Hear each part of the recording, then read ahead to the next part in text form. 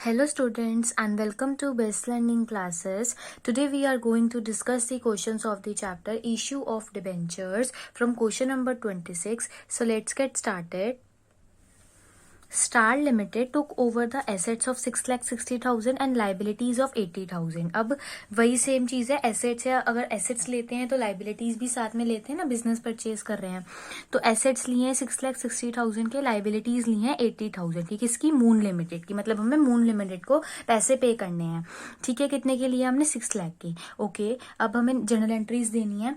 तो सबसे पहले फर्स्ट दो केसेस हैं स्टूडेंट्स। फर्स्ट केस में बोला हुआ है कि जो परचेज कंसिडरेशन है उसका 10% आप कैश में पे कर रहे हो और जो बाकी का बैलेंस है उसमें हम 5400 12% डिवेंचर्स 100 ईच के इशू कर रहे हैं।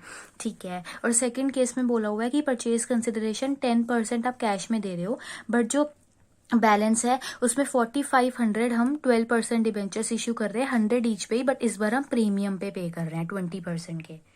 सबसे पहले क्या ले रहे हैं हम? एसेट्स ले रहे हैं। तो एसेट्स आएंगे, एसेट्स बढ़ेंगे तो क्या हो जाएंगे? डेबिट। तो सन्ड्री एसेट्स अकाउंट डेबिट। क्या वैल्यू बता रखी है आपको? 6,60,000 की। और क्या बताया है स्टूडेंट्स? उन्होंने हमें बताया है कि हम लोगों ने ना लाइबिलिटीज ली हैं, तो टू सन्ड्री लाइबिलिटीज 80,000 की ले ली हैं। ठीक है, और साथ ही साथ अब हम यहाँ पे मून लिमिटेड करके लिख देंगे ना, जो परचेज कंसिडरेशन का अमाउंट होगा। तो आपने वो उसने हमें बता रखा है कि 6 लाख का लिया है। इस साइड है 6,80,000, यहाँ है 6,60,000, तो 20,000 का डिफरेंस आ रहा है। तो जब डेबिट साइड छोटी पड़ जाती है तो उधर आ जाता है गुडविल। तो गुडविल अकाउंट डेबिट, और सिंपल सी नरेशन होगी, बीइंग बिजनेस परचेस्ड। अब बढ़ते हैं case 1 as well as case 2। अच्छा, अब केस 1 में उसने क्या बोला था कि 10% कैश में दे देंगे और बाकी के डिबेंचर्स इश्यू कर रहे हैं। तो 6 लाख का 10% होता है 60,000। पहले इतनी बात क्लियर हो गई। अब मून लिमिटेड पहले हमारी लाइबिलिटी थी, अब हम पे कर देंगे तो डेबिट कर देंगे तो लाइबिलिटी अब कम हो जाएगी। ठीक है, कुछ पैसे हम उसको बैंक के थ्रू दे रहे हैं और बाकी के लिए हम उसको 12% डिबेंचर्स इश्यू करके देंगे। यही बात है जो उसने हमें क्वेश्चन में बताई है। ठीक है, तो हमें उसे 6 लाख रुपीज देने हैं, जिसमें से 60,000 जो है वो हम कैश में दे रहे हैं और बाकी के लिए हम डिबेंचर्स इशू कर रहे हैं। 5400 उसने बोला और 100 ईच पे बोला है, तो 5,40,000 आ गया। तो आप क्या लिखोगे कि being 10% amount paid in cash and for balance debenture issued. ठीक है, यही किया हमने। जो हमने किया होता है वही हमें नरेशन में भी लिख देना है। ठीक है, अब केस 2 की तरफ बढ़ते हैं। अब सेम वही, फिर लाइबिलिटी कम होगी तो मून लिमिटेड अकाउंट डेबिट। अब अगेन क्या है, हम उसको बैंक के थ्रू कुछ पैसे देंगे। ठीक है, कुछ हम डिबेंचर्स इशू कर देंगे और बाकी का अब हम क्या कर रहे हैं? सिक्योरिटी प्रीमियम रिजर्व, क्योंकि उसने बोला है कि आप 20% प्रीमियम पे इशू कर रहे हो। सबसे पहले 4500 पे 100 रुपीज का ये हो गया। बैंक के थ्रू अगेन हम 6 लाख का 10% दैट इज 60,000 ही दे रहे हैं। यहाँ क्या आ गया? 4,50,000। और प्रीमियम पे कितना दे रहे हैं? 100 का 20% इज 20 रुपीज, तो यहाँ पे आ जाएगा 90,000। अब इन तीनों का प्लस कीजिए और यहाँ पे देखिए 6 लाख के इक्वल ही आएगा। इट मीन्स हमारी जर्नल एंट्री बिल्कुल करेक्ट है। तो अब यहाँ पे क्या आ जाएगा? Being 10% payment made through cash और बैंक, जो आपको लिखना है आप लिख सकते हैं, and 4,500 debentures issued at premium. Now, question number 27. A company took a loan of 4 lakh from Bandhan Bank Limited and issued 8% debentures of 4 lakh as collateral security. ठीक है, अब क्या हुआ है कि हमने लोन लिया है 4 लाख का और 4 लाख की डिबेंचर्स हम दे रहे हैं एज सिक्योरिटी। अब देखिए स्टूडेंट्स, क्या होता है कि जब हम लोग लोन लेते हैं ना तो बैंक कुछ ना कुछ सिक्योरिटी के तौर पे रखता है कि बाद में पैसे नहीं दिए एज सच केस में। ठीक है, तो उनको भी एक सिक्योरिटी चाहिए होती है। अब सुनिएगा ध्यान से। देखिए, जब भी डिबेंचर्स हमारे कोलेटरल सिक्योरिटी की तरह इशू होते हैं तो उस केस में 2 केसेस होते हैं इस क्वेश्चन को सॉल्व करने के। पहला केस होता है जिसमें हम क्या करते हैं? विदाउट पासिंग जर्नल एंट्रीज हम सॉल्व करते हैं, और दूसरा केस होता है with passing journal entries. With passing journal entries. अब उसने हमें सिर्फ बताया कि आपने कोलेटरल सिक्योरिटी की तरह दिया है, बट इस क्वेश्चन में उसने हमें स्पेसिफाई नहीं किया है कि वो विद पासिंग हमें उसको सॉल्व करना है या विदाउट पासिंग हमें उसे सॉल्व करना है। तो मैं आपको दोनों केसेस में बताऊंगी। ये आपका फर्स्ट वाला है और ये सेकेंड है, आपकी चॉइस है, आपको जो ईजी लगे जो सही लगे वो आप कर सकते हैं। पहले हम बात करते हैं फर्स्ट वाले केस में, विदाउट पासिंग जर्नल एंट्री। अगर जर्नल एंट्री पास नहीं करते तो किस तरीके से किया जाएगा। उस केस में स्टूडेंट्स दो चीजें होंगी, एक आप बैलेंस शीट बनाओगे और आप नोट्स टू अकाउंट बनाओगे। इसमें आप कोई भी जर्नल एंट्री पास नहीं करने वाले, एज द नेम सजेस्ट। अब हुआ क्या है, अब देखिए बैलेंस शीट में देखिए हम सिर्फ लाइबिलिटी साइड की बात करेंगे, तो कि लोन लिया या डिबेंचर्स है ये सब लाइबिलिटी का ही पार्ट है, एसेट में हम नहीं जाएंगे। अब इसमें सबसे पहले क्या होता है, देखिए इक्विटी एंड लाइबिलिटीज आती हैं। इक्विटी एंड लाइबिलिटीज, इससे रिलेटेड कुछ भी गिवन नहीं है तो हम सेकेंड हेड पे चले जाते हैं, जो कि होता है नॉन करंट लाइबिलिटीज, और नॉन करंट लाइबिलिटीज ही होते हैं डिबेंचर्स। अब हम यहाँ पे लिख देंगे लॉन्ग टर्म बोरोइंग, हमने बोरो किया है ना, लोन लिया है, तो ये वही है लॉन्ग टर्म बोरोइंग। कितना आपने बोरो किया, आपने 4 लाख रुपीज बोरो करे हैं। और ये मैं आपको नोट्स टू अकाउंट में भी बताती हूँ कि हम यहाँ पे नोट्स टू अकाउंट में थोड़ा सा ज्यादा इसको इलेबोरेट कर देंगे। देखिए हमने क्या लिखा है यहाँ पे, फर्स्ट नंबर पे क्या आ रहा है, वहां पे लॉन्ग टर्म बोरोइंग। ठीक है, क्या किया हमने लॉन्ग टर्म बोरोइंग में अब बता दिया कि हमने लोन लिया है किससे, बंधन बैंक लिमिटेड से।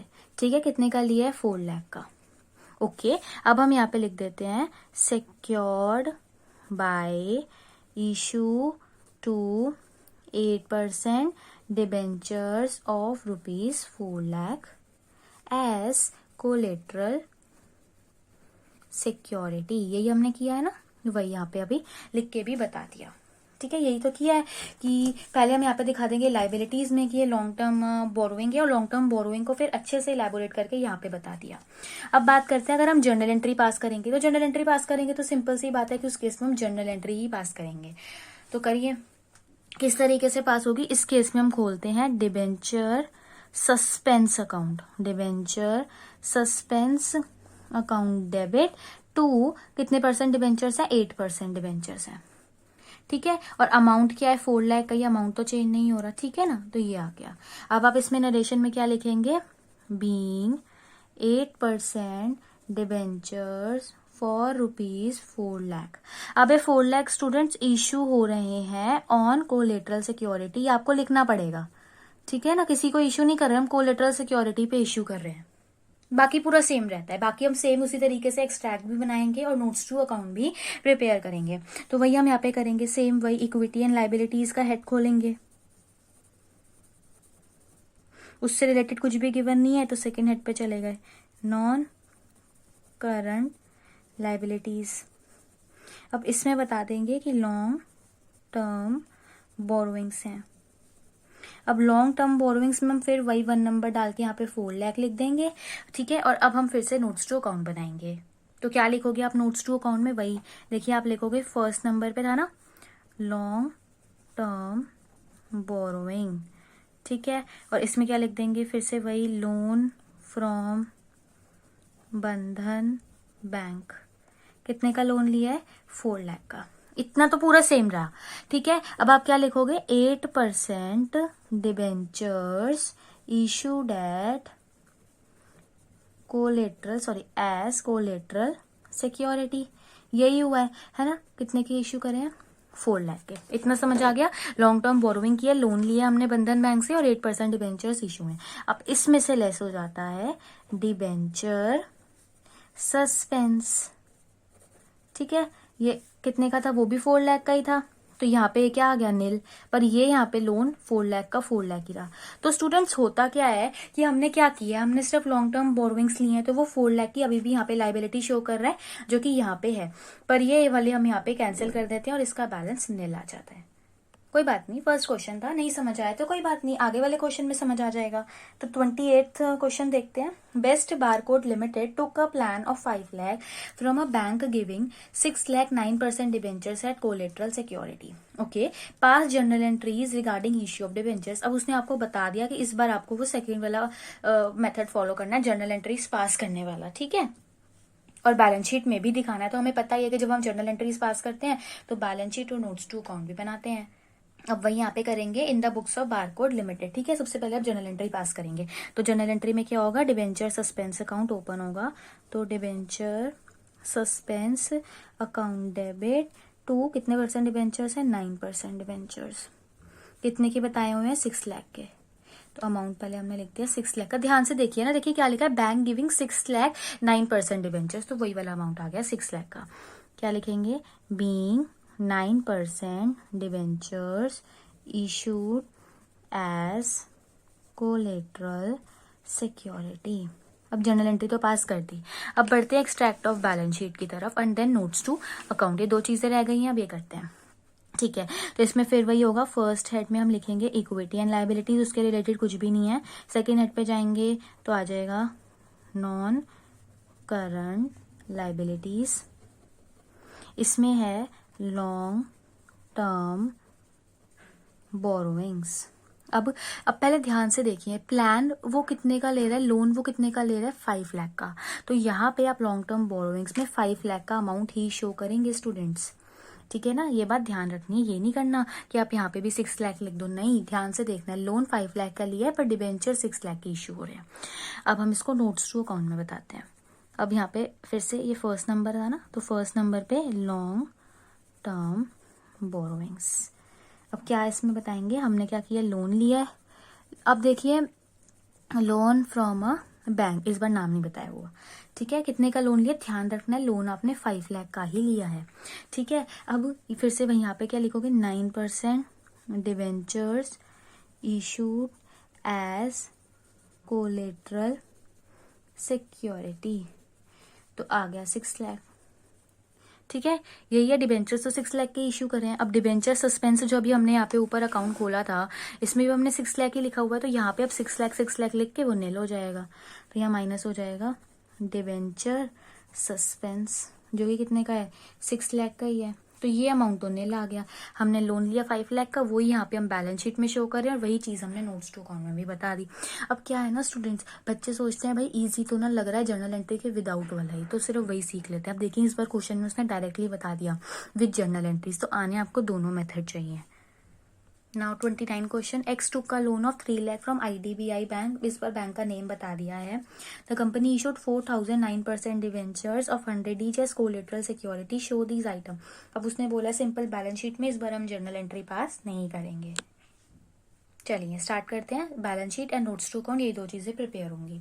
तो अब पता है कि बैलेंस शीट में सबसे पहले हम फर्स्ट पॉइंट में लिखेंगे इक्विटी एंड लायबिलिटीज, इससे रिलेटेड कुछ भी गिवन नहीं है, तो सेकेंड पॉइंट पे चले जाएंगे, फिर लिखेंगे नॉन करंट लायबिलिटीज।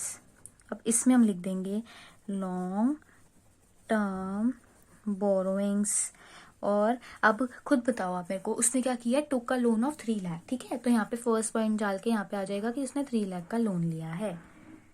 अब बात कर लेते हैं नोट्स टू अकाउंट की। अब नोट्स टू अकाउंट में आप क्या करेंगे, फिर से फर्स्ट पॉइंट लिखेंगे लॉन्ग टर्म बोरोइंग। अब लॉन्ग टर्म बोरोइंग में क्या लिखेंगे, long term loan from IDBI bank, तो इस बार तो कुछ भी नहीं करना, इस बार कोई डिबेंचर सस्पेंस कुछ भी नहीं है ना, क्योंकि ये विदाउट पासिंग जर्नल एंट्री वाला है। तो सिंपल आप यहाँ पे लिखोगे 3 लाख का अमाउंट, और यहाँ पे हम लिख देंगे secured by 9% debenture 4,000 at the rate ₹100। अब इनको आप मल्टीप्लाई कीजिए, क्या आ गया amount, 4 lakh, for ₹4 lakh as collateral security. ये सारी इंफॉर्मेशन तो क्वेश्चन में से ही मिल जाती है। Now question number 30, Essing Limited obtain a loan of 5 lakh from State Bank of India at direct 10% per annum interest. The company issued 7,50,000 10% debentures of 100 each in favor of State Bank as collateral security. Okay. When company decided not to record issue of 10% debentures at collateral security, not to record वाला case वो बोल रहा है, तो not to record है, it means इस बार हमें इस वाले केस में जर्नल एंट्री पास नहीं करनी है, but has decided to record, तो इस केस में जर्नल एंट्री पास करनी है। तो अब देखिए एक्सट्रैक्ट ऑफ बैलेंस शीट, अब फिर से वही होगा, फर्स्ट पॉइंट आएगा, वहां लिखेंगे इक्विटी एंड लायबिलिटीज, इससे रिलेटेड कोई इन्फॉर्मेशन नहीं है। सेकेंड पॉइंट पे जाएंगे नॉन करंट लायबिलिटीज, ठीक है, अब इसमें लिख देंगे लॉन्ग टर्म बोरोइंग्स। ठीक है, अब आ गया ये फर्स्ट पॉइंट। अब उसने क्या बोला था, उसने बोला है कि लोन कितने का लिया उसने, obtained a loan of 5 lakh. ठीक है, अच्छा अब आगे बढ़ते हैं। अब हमें प्रिपेयर करना है नोट्स टू अकाउंट। अब फिर से वही होगा, फर्स्ट पॉइंट आएगा, देन हम लिखेंगे लॉन्ग टर्म बोरोइंग। ठीक है, अब लॉन्ग टर्म बोरोइंग में आप क्या लिखोगे, लोन फ्रॉम, उसने क्या बोला, स्टेट बैंक ऑफ इंडिया, मतलब लोन फ्रॉम एसबीआई। ठीक है, अब लोन कितने का लिए, सेम वही 5 लाख का, और कुछ इस बार ना डिबेंचर सस्पेंस कुछ भी नहीं है, इसलिए बच्चों को इजी लगता है मेथड। अब आप यहाँ पे लिख दोगे secured by 10% debentures of ₹100 each for ₹7,50,000 issued as collateral security। बस, बट सेकेंड वाले पार्ट में हमें जर्नल एंट्री पास करनी है। तो डिबेंचर सस्पेंस का अकाउंट खुलेगा, तो debenture suspense account debit to 10% debenture, पर ध्यान रखिएगा डिबेंचर 7,50,000 के करें हैं। अब आप लिख दोगे being 10% debentures of ₹100 each for ₹7,50,000 issued as collateral security।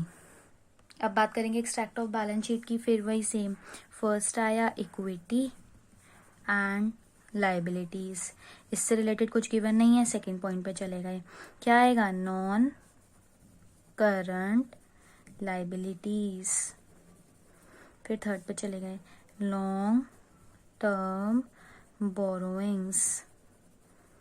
ठीक है, लॉन्ग टर्म बोरोइंग्स। अब इसमें आप फिर 1 पॉइंट डालेंगे, पर लोन 5 लाख का ही लिया, ये बात ध्यान रखनी है। डिबेंचर्स इशू भले ही हमने करे हो 7,50,000 के, बट लोन 5 लाख का ही लिया है। अब नोट्स टू अकाउंट में क्या लिखेंगे, फर्स्ट पॉइंट लिखेंगे लॉन्ग टर्म बोरोइंग्स।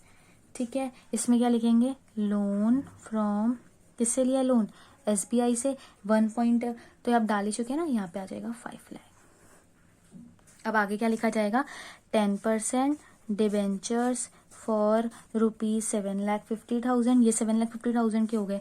अब इसमें से लेस क्या हो जाएगा, डिबेंचर सस्पेंस, वो भी कितने का है, 7,50,000 का। अमाउंट क्या निकल के आ गया, नील। अब वही क्या हुआ, लोन यहाँ पे 7,50,000 का शो है, वही यहाँ पे भी हमने ऊपर 5 लाख का शो हो रहा है लोन, और वही हमने लाइबिलिटीज में भी शो किया हुआ है। सो आई होप स्टूडेंट्स आपको एटलीस्ट ये क्वेश्चन समझ में आ गए हों। सो अगर आपको ये वीडियो यूजफुल लगी हो तो वीडियो को लाइक करना, शेयर करना, चैनल को सब्सक्राइब करना, और अगर आपको कोई भी दिक्कत होती है तो आप मेरे से कमेंट सेक्शन में पूछ सकते हैं। Thank you so much.